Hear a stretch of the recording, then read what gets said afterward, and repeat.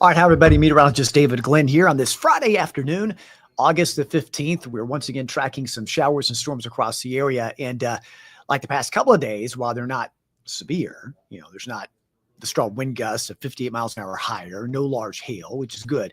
The problem here is we have saturated ground and more heavy rain rolling by. Now, these are moving a little bit faster than what we had several days ago on Tuesday with that huge flash flooding event. Nevertheless, I want to show you this because they're still producing upwards of 1 inch or 2 per hour. So again, on a saturated ground, as I've used the analogy before, it's like pouring water on a wet spud, just got nowhere to go. So you need to be aware of some flash flooding in spots, and especially this time of day with heavy traffic, it's in that heavy traffic area. So let's go ahead and take a look at the radar view, and you can see if we put this into motion, everything's kind of moving in a southerly direction.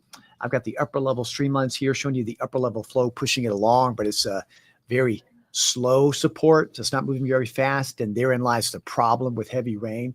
Tightly clustered right along that problem area, I-24, but this time all the way around through Lookout Valley, Tiftonia, and back through Marion County. So this will be moving into Dade, Walker, Catoosa, and providing more heavy rain. Again, very spotty around, so we're going to concentrate on that area right there as it's moving on through. And you can see a lot of downpours in around East Ridge, down on 24-75 split, and we'll look at a TDOT camera here in a second and just check on that area. You can see all the way into downtown, into the Rossville area. Most of Lookout Mountain, you go from, say, Rock City northward to Point Park, heavy downpours of rain. Same thing into Dade County, back on the Sand Mountain. Be aware of lightning. I'll pause this for a second. You can see the lightning strikes for the past 5 to 10 minutes, quite a bit. So it's very noisy out there, but these pockets of very heavy rain coming down as well. And I mentioned Marion County. There's still some really heavy rain. And it's basically going from Tracy City just to the east of the city of Mount Eagle. But you go from Tracy City, across 41, and then crossing 24 from north to south at heavy rains. That's run on the eastbound side. All the runaway ramps are there. The very heavy rain down to Jasper, down to Kimball, down to South Pittsburgh, and again, quite noisy with the lightning as well. So about really for the next hour, that's going to continue, but do be aware of excessive runoff. But again, there's that very heavy rain right there, right on the state line now, dropping down to the south. Same thing, Highway 2 to about Ringgold. So go through the Boynton area, back to the battlefields right there, back to Fort Oglethorpe, very heavy rain, about to ease up in East Brainerd in just a few minutes. Let me show you one other thing here. Let me pull up the TDOT cam just for a second. We'll let that radar roll for a second.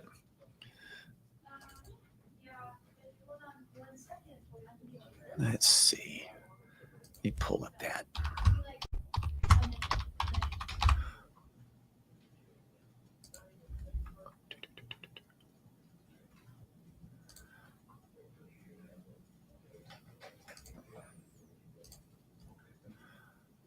I'll pull up the cams there on I-24.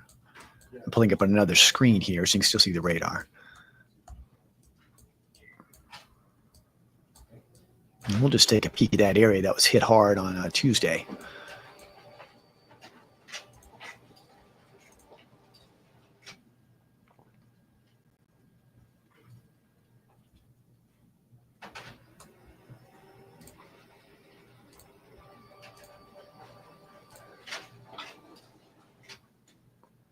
Well, let's another tab.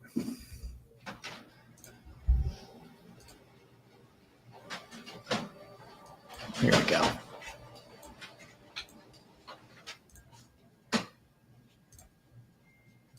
Now I'll share this over.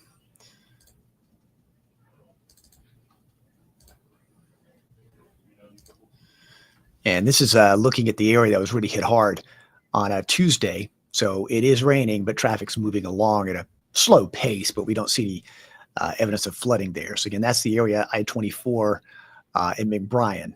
So slow traffic, typical on a Friday, but again, with the heavy rain rolling by, thankfully not seeing a repeat performance what we had on Tuesday. So again, this rain moving right along. If you got more repeated downpours, of course, that could cause some more issues there. So that's the way things are looking on the SmartWay camera as of 4:30 on this Friday afternoon. as far as how much rain has already fallen, this is just going back over the past 6 hours. And since it's just now started to rain, this will start to add up. But we go back and look upstream, and you can see from, say, through Shawnee Daisy, Sail Creek, and south, as that's where that came from.